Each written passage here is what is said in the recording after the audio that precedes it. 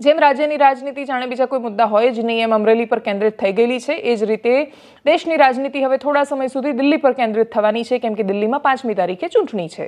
દેશની રાજધાની એ મહત્વનું રાજ્ય, આમ જોવા જઈએ તો કશું જ મહત્વનું નહીં, કેમ કે પૂરી સત્તાઓ જ નથી, પરંતુ છતાંય મહત્વનું, કેમ કે આમ આદમી પાર્ટી સતત ત્યાં આટલા વર્ષોથી શાસન મેળવી રહી છે. ગુજરાતમાં કોંગ્રેસ કે બાકીના વિપક્ષના નેતાઓએ દિલ્હી ભારતીય જનતા પાર્ટી પાસેથી સૌથી મોટી શીખ લેવાની જરૂર એ છે કે દિલ્હીનો તમે વિધાનસભાનો ઇતિહાસ જોશો તો ભારતીય જનતા પાર્ટીનું શાસન રહ્યું જ નથી એટલું. શીલા દીક્ષિતની સતત 15 વર્ષો સુધીની સરકાર, શીલા દીક્ષિત તો બહુ જ કરપ્ટ ને મનમોહનસિંહ બહુ જ કરપ્ટ એવું કહીને અરવિંદ કેજરીવાલનું સત્તા પર આવવું ને એમનું એ ટકી રહેવું, આટલા સમયમાં ભારતીય જનતા પાર્ટીમાંથી જે તે સમયે સુષ્મા સ્વરાજ મુખ્યમંત્રી હતા દિલ્હીમાં, પણ દિલ્હીના પોલિટિક્સમાં બહુ જ વર્ષોથી વિશેષ કશું ભારતીય જનતા પાર્ટીને મળ્યું નથી. અને છતાંય જો તમે દિલ્હીની ચૂંટણીને બહુ ધ્યાનથી ઓબ્ઝર્વ કરશો તો આમ આદમી પાર્ટીની સીધી લડાઈ કે સંઘર્ષ ભારતીય જનતા પાર્ટીની સાથે જ દેખાય.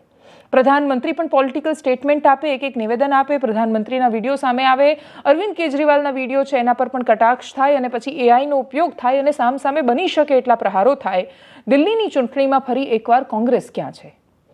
એકવાર એક સ્ટેટ હારી જઈએ એના પછી જો 5 વર્ષ આપણે કશું જ ન કરીએ અને પછી ચૂંટણી આવે ને આળસ ખંખેરીને ઊભા થઈએ કે ઓહો સ્થાનિક સ્વરાજ્યની ચૂંટણી આવી, એક્ટિવ થઈ જાવ, આપણે કોઈક સમાજની વાતો વચ્ચે લાવી દઈએ અને બીજી કોઈક વાતો લાવીને માહોલ બનાવી દઈએ ને માહોલ બનાવીને જે પેલું આગ થઈ રહી છે એના પર આપણે આમ હાથ શેકી દઈએ.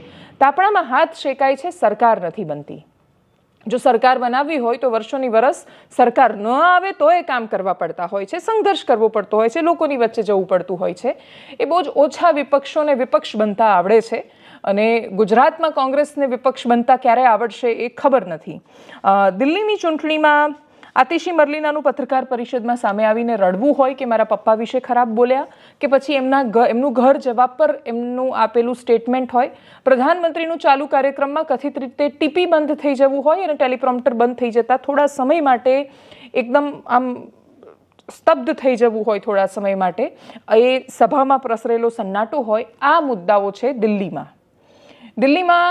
ચૂંટણી દરમિયાન મુદ્દાઓ હવે જેમ જેમ ચૂંટણી આગળ વધતી જશે એમ હિન્દુ, મુસલમાન, શાહીનબાગ, મૌલાનાને અપાતું ભથ્થું અને વેતન, પૂજારીઓને અપાતું ભથ્થું અને વેતન, કોણ મોટા રામ ભક્ત, કોણ મોટા શિવ ભક્ત, કોણ મોટા હનુમાન ભક્ત, ભક્તિની સ્પર્ધા ચાલવાની છે.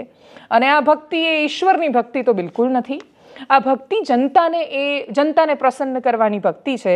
જનતાને પ્રસન્ન કરવાની ભક્તિમાં યમુનાના પ્રદૂષણથી માંડીને દિલ્હીની હવાનું બનવું ઝેર એ વિષય પર જવાબ નહીં હોય. કોન્ક્રીટ વિપક્ષ તરીકે માત્ર આરોપો કરવા સિવાય ભારતીય જનતા પાર્ટીએ શું કર્યું? કેન્દ્રની ત્યાં સરકાર છે, કેટલી બધી જવાબદારીઓ એમની અંદર આવે છે, કાયદો વ્યવસ્થા દેશના ગૃહ મંત્રાલયની હેઠળ આવે છે, તો પોતાની સરકાર નથી તો અમે મદદ ન કરીએ અને વિપક્ષોને ફસાવીએ, એના સિવાય એમણે શું કર્યું એ પણ પ્રશ્નો રહેવાના છે.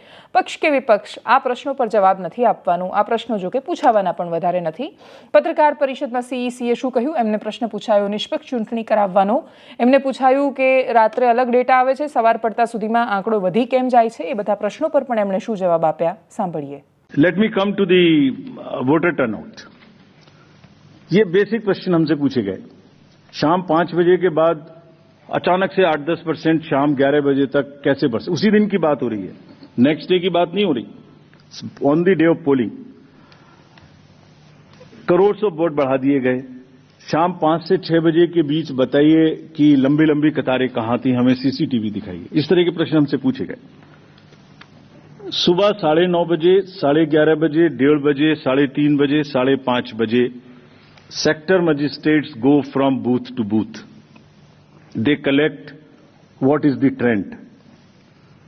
अगर 10.5 लाख बूथ से अनकनेक्टेड सिस्टम से, फोन से या मैसेजिंग ग्रुप से फिगर कलेक्ट करनी हो तो हिंदुस्तान में क्या पूरी दुनिया में कोई एग्जाम्पल बताइए जहां रात को 6 बजे, अभी चुनाव खत्म भी नहीं हुआ और 6 बजे में पहले आपको एग्जिट वोटर दे दूं.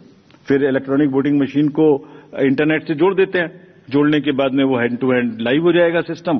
फिर आप कहेंगे कि ईवीएम को हैक कर दिया. 5:30 बजे, 5 बजे के बाद जस्ट प्लीज इमेजिन 5 से 7 के बीच में प्रिजाइडिंग ऑफिसर जो पहली बार वहां गया है, छोटे से स्कूल के टीचर है, आंगनवाड़ी वर्कर्स हैं, वो क्या काम करते हैं? जितने लोग लाइन में खड़े हैं पहले उनको पर्चियां टोकन बांटते हैं कि आप लाइन में रहिए, आपका वोट जरूर लेंगे. थोड़ी थोड़ी कहा सुनी भी होती है गेट पर कि हम तो टाइम में आ गए थे। फिर वो किसी तरह से लॉ एंड ऑर्डर संभालते हैं, एडमिनिस्ट्रेटिव जॉब करते हैं, बंद करते हैं, सबका वोट डलवाते हैं।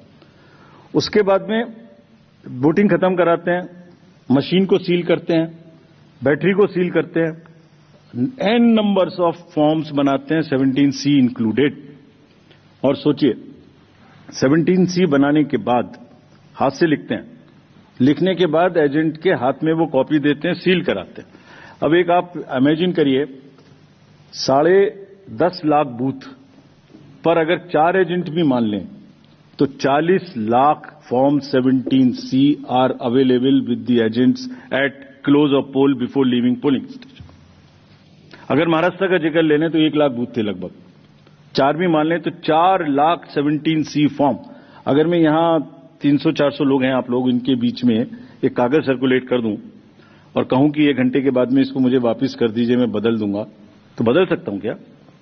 संभव है क्या?